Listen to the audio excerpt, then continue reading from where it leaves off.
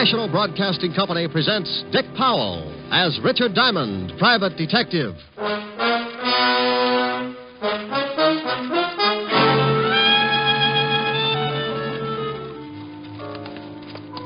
this way, Diamond. If I do, well, I tell my friends. Hey, this is the morgue. Yeah, wise guy. You should feel right at home here, Otis. Oh. Hello, Rick. Hiya, Walt. What goes here? I want you to take a look at someone. You know who this is, Rick? Oh, the poor little devil. He was murdered, huh? Yeah, shot. Right in the back. Here's another exciting half hour with Richard Diamond, private detective, starring Dick Powell.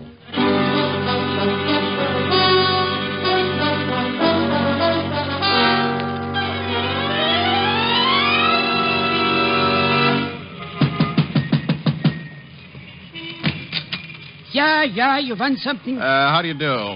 Are you the manager of this little haven of rest? A boarding house. I run it. I heard you both times. What do you want, huh? What do you want? Information.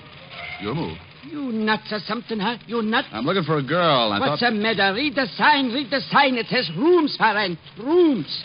Beat it. You know, if you ever get around to running at 33 1/3, you'll save a lot of breath. Smart guy, real smart guy. Now, I got to work.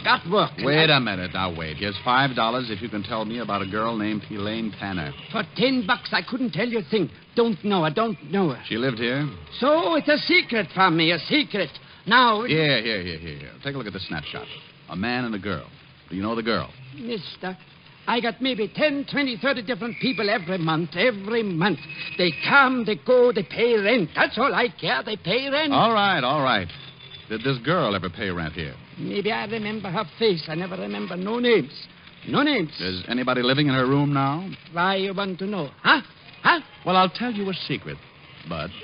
The girl is my sister. When we were little kids, my mother and father ran away from home to become acrobats in a circus. This broke up my sister, and she left, too. Now, Mama and Papa are back, and I want the whole stinking family together again so we can take the light out of the window. Sure. For $10, maybe I'll show you her room. All right, you're in business. Now, here's your 10. Thanks. The fingers are mine. This way, down this way. How long does she live here? Oh, not for long, maybe 2 weeks. Then what? Then comes an old guy one day.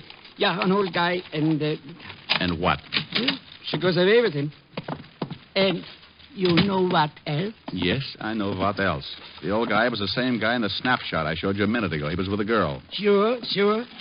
Okay, look around. She ain't any of them drawers, she ain't. Or that cupboard, she ain't. She ain't no place. Now, tell me, did she leave anything here at all? Just junk.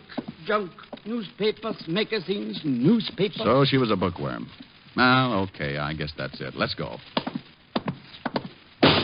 Let's get out of here fast. Who are they shooting at? Who's in that house next door where the shots came from? People. Thanks. They're shooting at you. Know anybody who wants to get rid of you? Nobody. Oh, mister, please go now. Now. Look. Here's $20 more if you do me a favor. I do you one favor and get shot at. Who knows what'll happen for 20, huh? Who knows? Twice as much fun. Now, look, go through the stuff she left here. I told you there wasn't nothing. Well, go through it anyway. If you find anything that might give me a lead, call me up. Here's my card. Richard Diamond, private detective. Hey, it says you're a Dick. Strictly private. Now, is it a deal? $20 now? There'll be more if you find something for me. Okay. No, please beat it. And don't come back here no more. Window glass costs dough.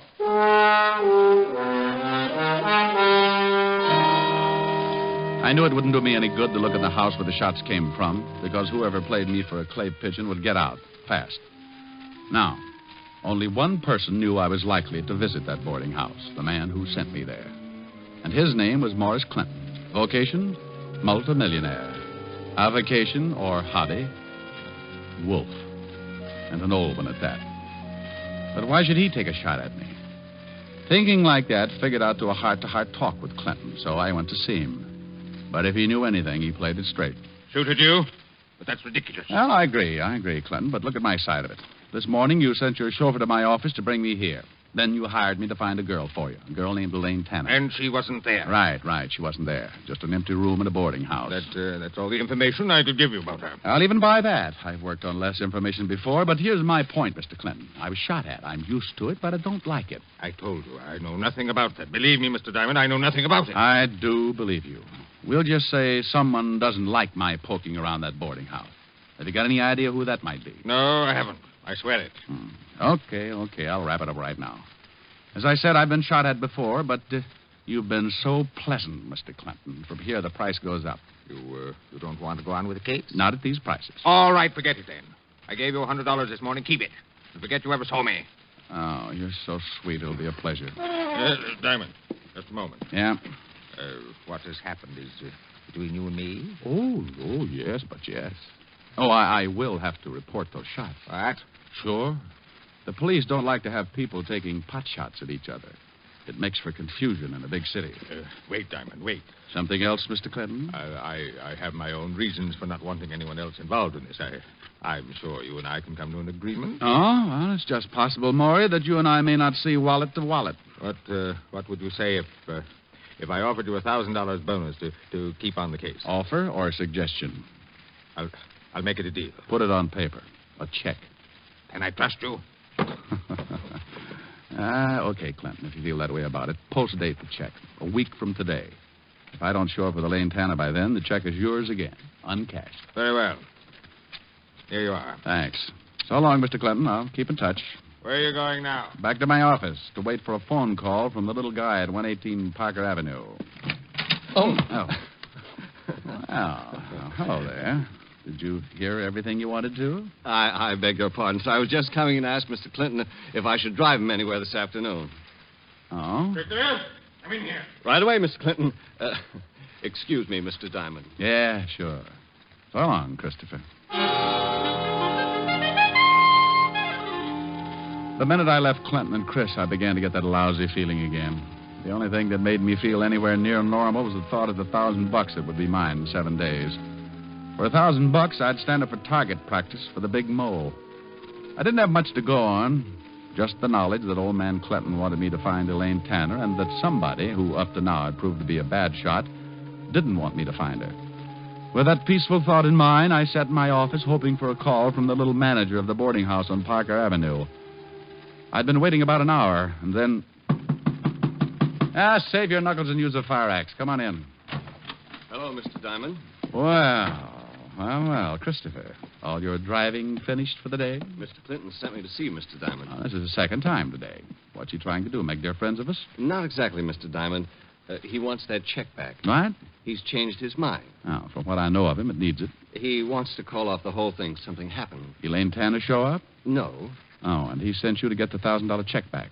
That's right, Mr. Diamond. Oh, I know an easier way. Why doesn't he just stop payment on the check? I'm only carrying out Mr. Clinton's orders. Are you?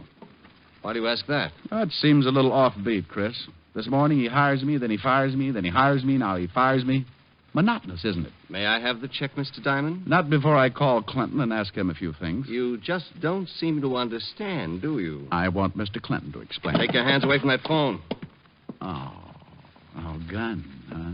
Oh, how I hate him. No need to be afraid of this one unless you get stubborn. Let's give Clinton a ring. Keep your hands on top of the desk, palms down. So we're going to play table tilting, maybe? And stay sitting. Listen, Chris. How do you like your hair parted, Diamond? On the side or right in the middle?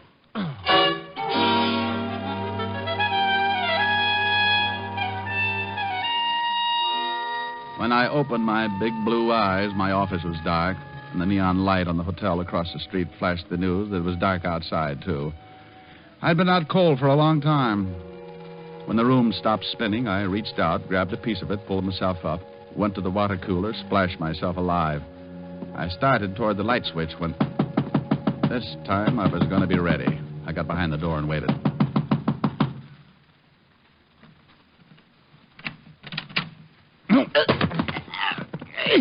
Hey, what's the idea?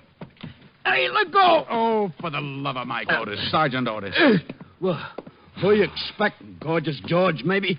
Let go my neck. Oh, I'm sorry, Otis. I guess I just can't resist you. You crazy shamus. Hey, it's dark in here. It was a lot darker a couple of minutes ago. Hit the light, will you? Yeah. Thanks. Oh, I got enough troubles, and the first thing I see when I wake up is you. Holy mackerel. What you been doing with your head, Diamond? I got mixed up in a handball game. Oh? Yeah, some friends needed a ball. It's hard work, but you get used to it. Oh, got worked over, huh? Well, them bum jokes you pull catch up with you sometimes. Yeah, Hey, wait a minute. What are you doing here? I come to get you. Lieutenant Levinson wants to see you. Well, go back and describe me. That's all he gets tonight. I think you better come, Shamus. It's important. I think you better go, Otis. That's important. Now, look. Lieutenant Levinson sends me over to get you. There's something he wants to ask you. All I know is name, rank, and serial number. Now go back and tell Walt I don't want to play games. Shamus, I got news for you. Murder ain't a game no more.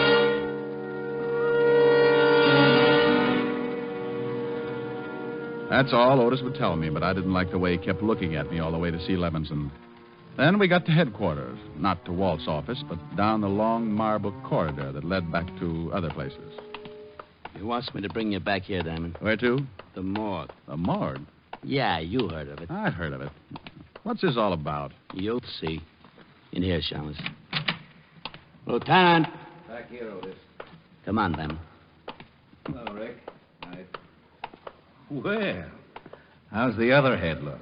I'll let you know when it speaks to me. Yeah. Meantime, I want you to take a look at someone. In here? Yeah, in here. You know who this is, Rick? Oh, the poor little devil. The poor devil. What do you know about him?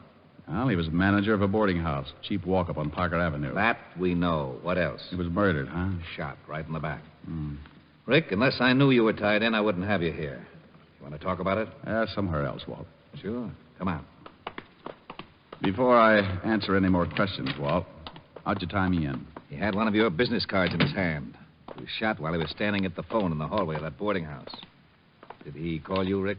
I didn't get a call from him. Got any idea why he wanted you? Maybe, maybe not. All depends. On what? Walt, listen. I will in my office. Wait outside, Otis, and I'm busy. Get it? Sure, I get it. Wait a second, Rick. Now, here's a gun, 38 police special. Take a good look at it. I've seen it before. It's mine. How did you get it? The ballistics report says this gun killed the little guy back there. Did you check it for fingerprints? Yeah, and they were all yours. Will you have Otis come visit me and bake a cake with a file in it? Oh, cut it out, Rick. I know you didn't kill him, but I've got to tell the commissioner something. He's funny that way. I was in my office when the guy was shot. I was out cold. You got any proof? For you or the commissioner? For the commissioner, you egghead. Listen on the way. To where? Have Otis bring the car around front. We're going to make a call on a guy named Morris Clinton and his errand boy, Christopher. On the way out, I told Walt the whole thing, how Christopher caught me off base, put me out, and then must have taken my gun to kill the little manager. But neither of us could come up with an answer to why. Why murder to keep me from finding Elaine Tanner? What was the connection between Clinton, his chauffeur, and the girl? I thought maybe Clinton would give her the answers when he learned there was a murder tapping at his door. So you want to see Christopher, Lieutenant Levinson? If you don't mind, Mr. Clinton. Oh, no, not at all. I'll call him. Real loud, Mr. Clinton. Of course. Christopher? Christopher! You're sure he's here, Mr. Clinton? Oh, yes, I am, of course, Lieutenant. Call again. Christopher! Christopher! I don't think he'll hear you. Why not? I'm not deaf, Mr. Diamond. Rick, is that Christopher? Yeah, this is Chris, all right. And I owe him a haircut. Now, lay off, Rick. I'll handle this. Christopher, Yes, sir. where were you about 2 this afternoon? Why, right here, working on the car. Correction. Working on me. I beg your pardon. Oh, come on. Let's have it straight. Mr. Clinton, what about this? Christopher is right, Lieutenant. Yes, he's right. Oh, you're scared stiff, Clinton, and you're lying. I'm not. I wanted to go into town to keep an appointment. And the fuel pump on the car was stopped up. I had to take it apart. Oh, sure. And while you fixed it, Clinton stood right over you. As a matter of fact, he did watch. And it took all afternoon to fix it. No, but when it was finished, it was too late for Mr. Clinton's appointment. He decided not to go. How about that, Mr. Clinton? Oh, yes, Lieutenant. Christopher hasn't been out of my sight all afternoon. That's good enough for me. All right, Diamond, let's go. What? Are you crazy? No, that's why I'm putting the cuffs on you. I thought there was something fishy about your story. Gun taken away from you. People coming to see you, hiring you, firing. Walt, your stomach has gone to your head. Never mind my stomach. Otis, Yeah, Lieutenant. put the cuffs on this Shamus. Cuffs? On him? Close your mouth, Otis. Put the cuffs on. Walt, what in the world? Diamond, I've been waiting for a chance like this to comb you out of my hair for good. Otis, the cuffs. Yes, sir, Lieutenant. All right, Shamus, roll him out. Mr. Clinton, thank you very much. Goodbye. Come on, Diamond. Lieutenant.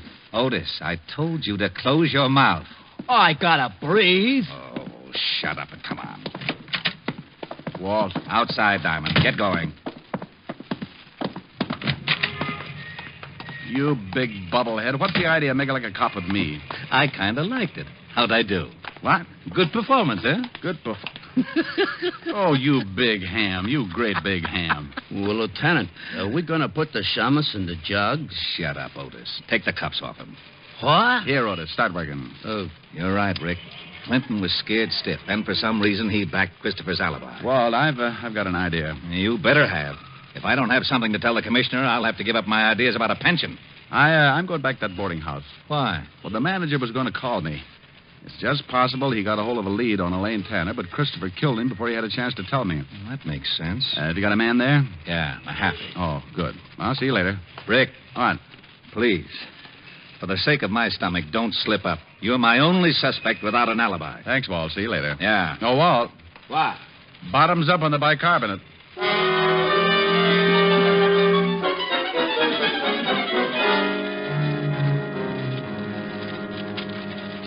That's all the stuff there was in the basement, Diamond. Thanks, Mahaffey. Everything neatly bundled but this one pile. The little guy must have gone through it. Got any idea what you're looking for? No, give me a hand, will you? Sure. Newspapers, magazines. Mahaffey. Uh-huh. No one's been in here since the murder? Nobody. I've been on the door. And the manager had nothing on him. Only your card. That's funny, very funny. He wouldn't have tried to call me if he hadn't found something. Maybe he came across something in this pile of stuff. Didn't take it out and then... Find something? Yeah. This sheaf of withholding tax statements. Mm-hmm. The kind that come on the bottoms of paychecks. Made out to Elaine Tanner, paid by the Blue Falcon nightclub. That ain't far from here. That's where I'm going.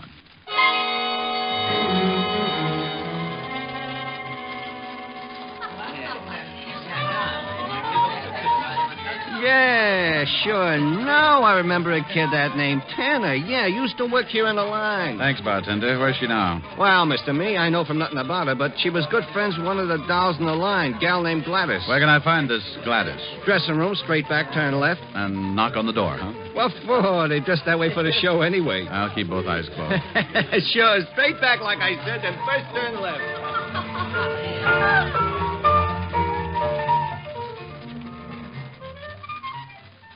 What you want with her, handsome? Why don't you get off here? You tip me, sweetheart, but give me a rain check. Who waits for rain? But, why you want to see Elaine? Well, maybe I ought to tell her about some oil wells that came in. Yeah? You don't look like the type talks about oil wells. Honey, don't let the tassels on my shoes fool you. Oh, you're cute. Yeah, I know where Elaine is. Want to give? Information? Sure. Oh, you've got a one-track mind. Maybe I can't switch it over yet. Okay, so I'll get a couple of days older meanwhile. Anyhow, I never did like her. So, I don't mind letting you know. No what, Gladys? Well, maybe a month ago she quit this job. This dump. All right, she quits. Go ahead. Yeah. But before she quit, she's acting funny. Like the night we're going home together, walking along, and she's talking. This is the last time I take this walk. So, gonna fly to him from work? I'm quitting. Well, if you like to eat grass, go ahead. I won't eat grass. Ever had a real mink coat, Gladys? I coulda, but his lawyers settled out of court. I'll have one. I'll do all right. You thinking about that guy Clinton who comes in the club? Uh-huh. Honey, there's wolves and there's wolves. Want to pick one with teeth. He likes me. Sure. Every time he sees you, he's got to push his eyes back in his head. Chris is working for him. His chauffeur. So this is news, so what? Money. Lots of it. Shakedown? Oh, now look, honey, they can give you trouble for that. Not a shakedown. This is safe and sure. Chris figured it.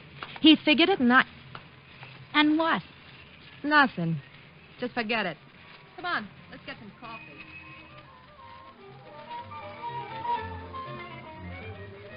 And that's all she says. Uh-huh. Now, where can I find her? Oh, I'll tell you where I think she is. Here's the address. I wrote it down. Thanks, Gladys. I'll see you again. Yeah.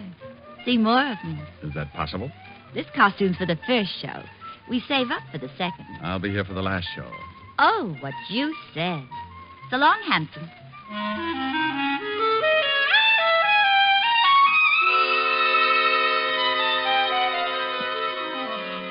A little while after Gladys gave the address, I was buzzing at an apartment door. I kept my fingers crossed and then uncrossed them when the door opened. Yes? Hello there, Elaine. Who are you? Well, the name's Hangtooth. Elmer Hangtooth. Who? Oh, I better come in. Hey, what's the idea? Can't hear a thing you say, honey. My hearing aid just shorted out. Now listen, wise guy. Oh, Elaine. Chris sent me. Chris, Yeah. He said to tell you everything's okay. The heat's off. how about that private eye? Diamond? Richard Diamond? Yeah, that's the one. Honey, you'll never be any closer to him than you are right now. I was afraid he'd quit. Hey, when's Chris coming? Soon, I hope. Oh. I've never seen you before. Have I? Well, you're young and life's full of surprises. Uh-huh. I like surprises. Nice. Chris work you in on the deal? Yeah. I did him a favor. Took care of Diamond. Like doing it, too. Oh, by the way, what goes with you and Clinton? Honey, we had a common interest. Oh. Books, dearie. Books. He had one I wanted. When I finished with him, I could have walked out with the furniture. Yeah, I guess you could, baby. I guess you could. Think so? Why not? What did you say your name was? Well, the name's Appelknocker, Harold Appelknocker. What? That's not what you said before. Oh, so you have been listening. The real name is Diamond, Richard Diamond. I see a kidder, huh? Well, if that makes you laugh, this ought to bring back mahjong. Here, take a look at my license. My membership card, the Hopalong Cassidy Club, my Flash Gordon beanie. You dirty shamus, you stinking cop. Easy, baby. Let Easy, go of me. baby, easy. Let go, you dirty. Let go of me. Let her go, Diamond. Chris! Jackpot, Chris and Elaine all at once. Diamond, get your hands off her. Get them off. No, that's better. Now, Elaine, before I fill him full of holes, tell me what he's doing here. He said you sent him, Chris. Sure, he would. Elaine, you ready to get out of here? Yeah. Okay, hand me a cushion from the sofa. Want to take a nap, Chris? I'll laugh at your funeral, Shamus. Hold a cushion over the gun. Nobody hears the shot. Better not, Chris. Elaine, start out. I'll be right behind you. Yeah, all right, Chris. Got the book? Yeah. What book? Shut up. Get going, Elaine. Chris, let's talk this over. Funny, you just finished talking, Diamond. Chris! Elaine, what's the matter? Give me my book. Give it to me. Clinton, Duck, get out of the way. Diamond, you...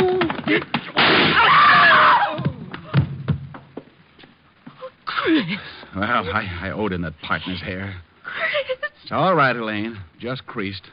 I wouldn't think of depriving the hot seat of such a good customer. My book. Where's my book? I want it. Give me my book. Sure, Mr. Clinton. But I'm afraid you'll have to explain to the police first. A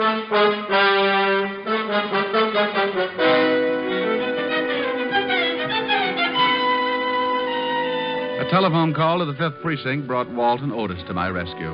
Otis used the siren. Loved it. I told Walt the book old man Clinton kept screaming about had me a little confused, and that I wouldn't be able to relax until he found out just where it fitted in the case. He promised to find out the answers as soon as he took Chris, Elaine, and Clinton back to the 5th Precinct.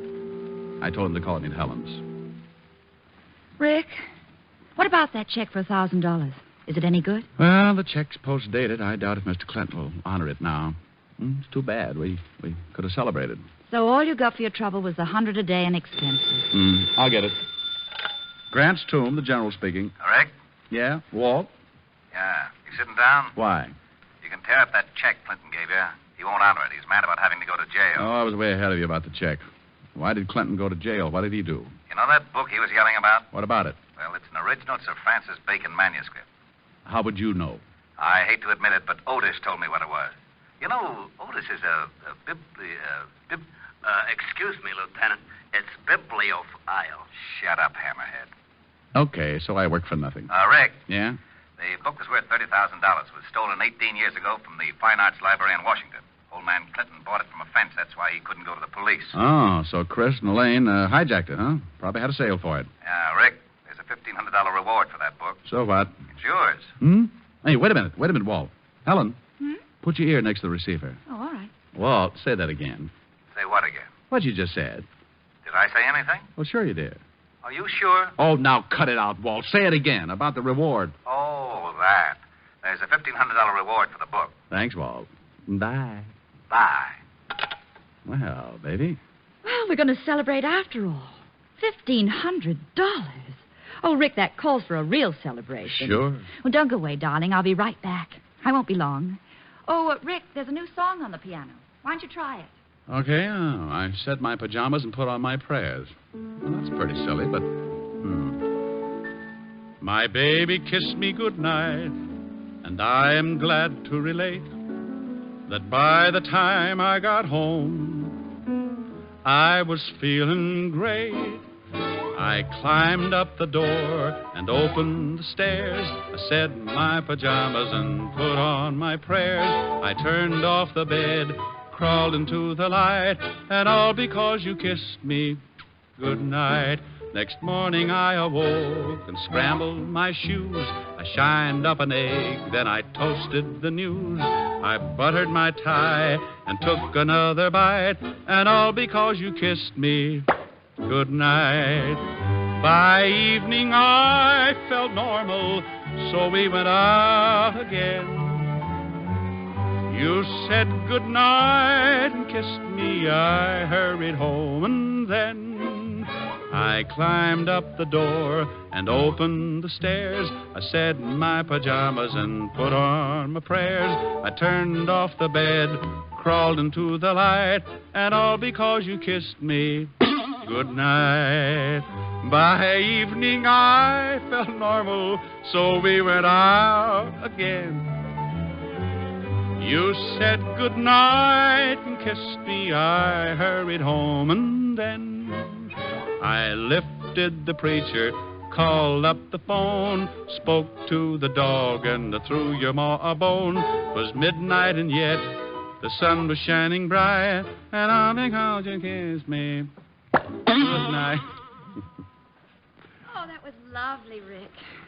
Well, how do I look? Oh, my, wonderful. What are you so dressed up for? For the celebration. Oh, that's right, yeah. Come on, let's go. Oh, where are we going, Rick? Oh, the Blue Falcon nightclub. We'll be just in time for the last show. The Blue Falcon.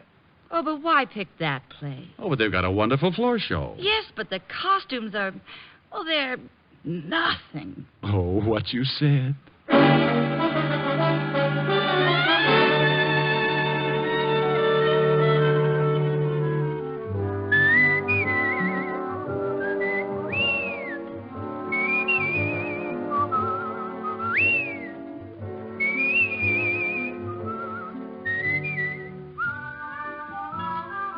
You have just heard Richard Diamond, Private Detective, starring Dick Powell.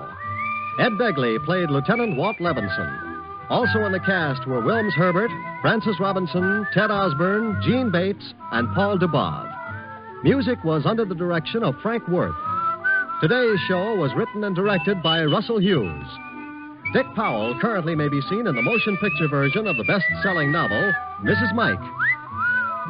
This is Eddie King inviting you to be with us next Sunday at this same time when we will again bring you Dick Powell as Richard Diamond, Private Detective.